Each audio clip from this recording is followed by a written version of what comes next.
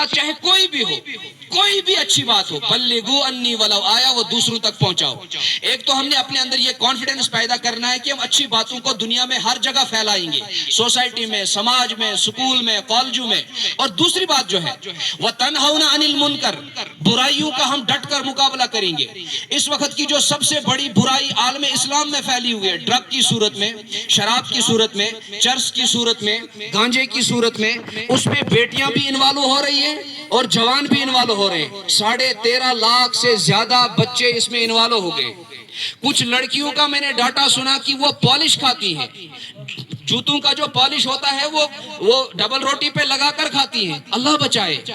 اب جس ماں باپ نے آپ پر ساری عمر محنت کی، جس ماں باپ نے ان بچوں پر محنت کی، وہ اگر اس لعنت میں گرفتار ہو جاتے ہیں، وہ لعنت کیا ہے؟ وہ نشہ ہے، وہ ایسی لعنت ہے جو سوسائٹی کے لیے زہر ہے، ماں باپ کے لیے ناسور ہے۔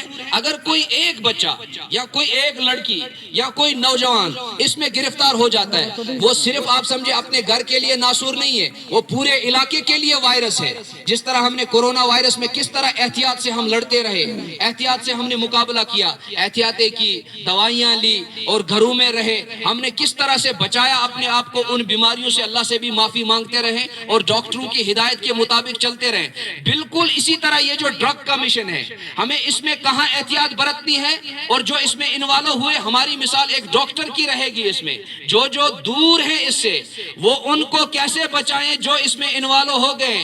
اس میں ہم نے پیار محبت کا وہ رویہ اختیار کرنا ہے، اور اس کی اتنی کارگزاریاں ہیں جو اس میں انوالو ہوئے ہیں۔ اگر ہم نے یہ 2 کام چھوڑ دیے جو میں نے کہا، تامرون بالمعروف، اچھے کام لوگوں کو بتانے چھوڑ دیے، اور برے کاموں سے روکنا اگر چھوڑ دیے، یہ میرا اور آپ کا مشن ہے، ہم سب کا بطور انسان ایک مشن ہے، اچھی باتیں پھیلانا، بری باتوں سے روکنا۔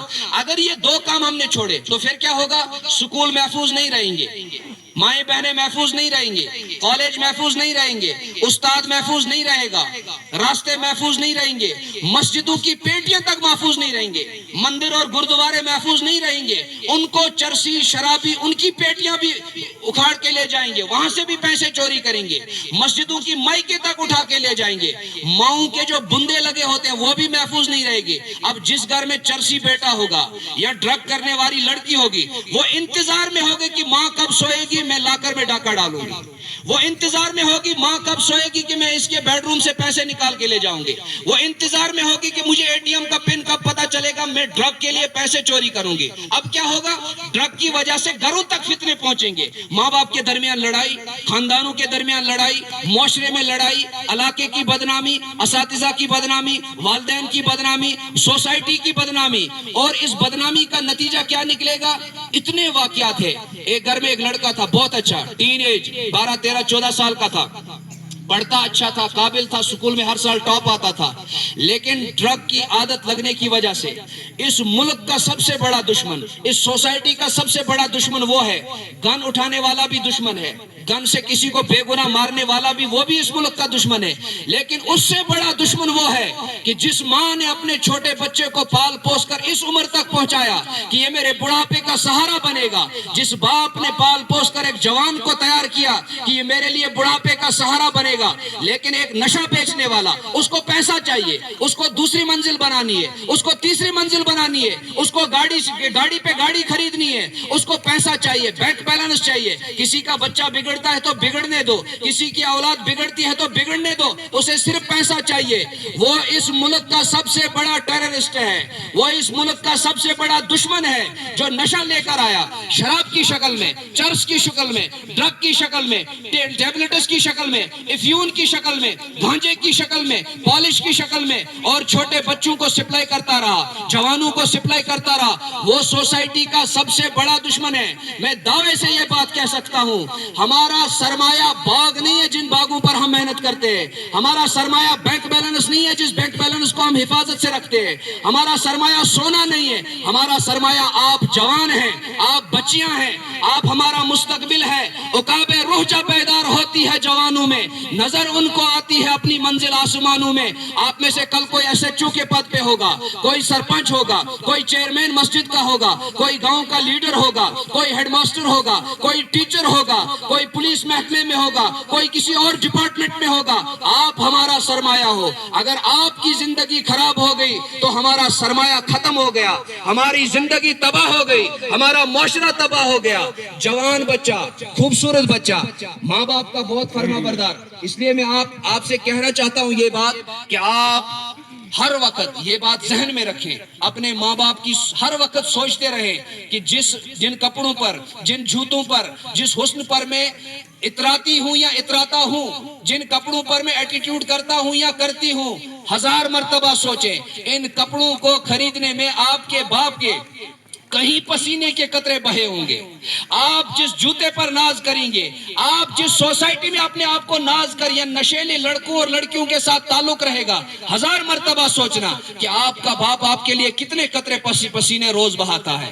آپ کا جوتا خریدنے میں, آپ کی تعلیم کو, تربیت کو آگے بڑھانے میں وہ کہیں قطرے خون کے بہاتا ہے, پسینے بہاتا ہے. اور ان کے ہاتھوں کے چھالے دیکھنا, کئی وقت وہ کھانا بھی نہیں کھاتے ہیں, کئی وقت ان کو پانی بھی نصیب نہیں ہوتا ہے. پھر اگر اس عمر کو پہنچنے کے بعد کوئی بچہ یا بچی نشے میں گرفتار ہو جائے, بتاؤ اس باپ کے دل پر کیا گزرے گی, بتاؤ اس ماں کے دل پر کیا گزرے گی. جس استاد نے آپ کو 10 سال پڑھایا ہوگا, 12 سال پڑھایا ہوگا, اس نے محنت کی ہوگی, ہر وقت آپ کی تربیت کی ہوگی, اس کی تربیت کا اس کے دل پر بیچارے پر کیا اثر پڑے گا, وہ کتنے دکھ کے آنسو بہائے گا, ان آنسو کا آپ کی جوانی پر کیا اثر پڑے گا, معاشرے پر کیا اثر پڑے گا. اب کیا ہوا, باپ مزدوری کرتا تھا, پیسے کما کے لاتا تھا, بیوی کے حوالے کرتا تھا کہ 2 بچیاں جوان ہیں, ان کی ہم نے شادی کرنی ہے 2 سال کے بعد, 3 سال کے بعد.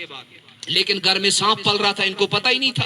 تبھی قرآن نے پہلے کہا ربنا حب لنا من ازواجنا وذریاتنا قرۃ اعین واجعلنا للمتقین اماما.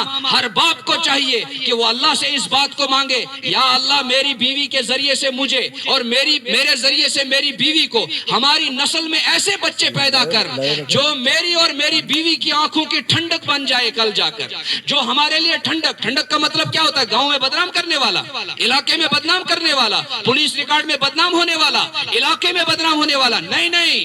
وہ ہر چیز اس کے اندر اچھی ہوتی ہے, اس کا کریکٹر بیٹر ہوتا ہے, وہ تعلیم و تربیت میں بیٹر ہوتا ہے, وہ اساتذہ کا احترام کرنے والا ہوتا ہے, وہ سوسائٹی اور سماج کا احترام کرنے والا ہوتا ہے. وہ انسان آنکھوں کی ٹھنڈک بن سکتا ہے والدین کی. اب 2 سال کے بعد اس باپ نے اپنی بیوی سے کہا ذرا وہ پیسے تو لاؤ, کیا کرنا ہے, اب بچی کی شادیوں کی کوئی بات تو کر لیں. کہا ٹھیک ہے. وہ گئی, لا کر میں دیکھا تو پیسے غائب. کہا جی کہاں گئے پیسے, پتہ ہی نہیں چلا. جھگڑا ہو گیا شروع. اب اس بچے کی وجہ سے جھگڑا ہو گیا شروع. کتنی راتوں کی نیندیں اس ماں نے ضائع کی ہوں گی. خود سردی میں سوتی تھی اور بچے کو گرمی پہ سلاتی تھی, خود ٹھنڈا کھاتی تھی اور اس کو گرم کھلاتی تھی. کتنی راتیں